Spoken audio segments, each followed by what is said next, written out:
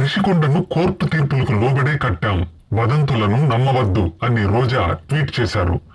ఋషికొండలో పర్యాటక శాఖ స్థలంలో పర్యాటక శాఖ భవనాలను నిర్మించడం తప్ప, విశాఖ నగరాన్ని విశ్వనగరంగా అభివృద్ధి చేయాలని కంకణం కట్టుకున్న మా ప్రభుత్వంలో అంతర్జాతీయ ప్రమాణాలతో భవనం నిర్మించడం తప్ప, వర్షానికి కారిపోయే అసెంబ్లీని సచివాలయాన్ని కట్టిన వాళ్లకు అత్యంత నాణ్యతతో ఋషికొండలో భవనాలు నిర్మించడం చూసి ఓర్వలేకపోవడం సమంజసమేనా?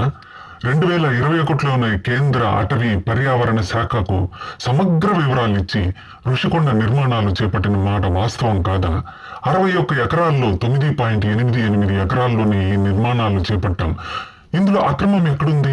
విశాఖ ఖ్యాతిని ఇనుమడించేలా రాష్ట్రానికే తలమానికంగా భవనాలు నిర్మించడం కూడా నేరమేనా? ప్రపంచ పర్యాటకులను ఆకర్షించేలా 5 స్టార్ వసతులతో నిర్మాణాలు చేయడం తప్పేనా? 7 బ్లాకుల్లో ఏమేమి నిర్మాణాలు వసతులు ఉంటాయో గతంలో టెండర్ డాక్యుమెంట్లలో పొందుపరిచిన మాట వాస్తవం కాదా?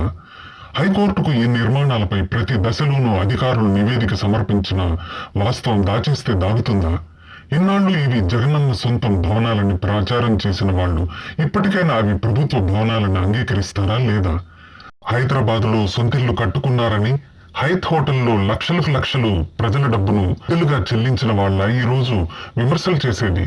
లేక్ వ్యూ గెస్ట్ హౌస్, పాత సచివాలయం ఎల్ బ్లాక్, హెచ్ బ్లాక్లలో 40 కోట్లతో హంగులు అద్ది రాత్రికి రాత్రి వాటిని వదిలేసి విజయవాడ వచ్చేసిన వాళ్ళ ఈ రోజు విమర్శలు చేసేది. మా వైఎస్ జగన్ అన్న పైన మాపై ఎంత వ్యక్తిత్వ హననం చేసిన రాబోయే రోజుల్లో ప్రజా సమస్యలపై పోరాటంలో వైఎస్ఆర్సీపీ పార్టీ వెన్ను చూపేదే లేదు, వెనుకడుక వేసేదే లేదు.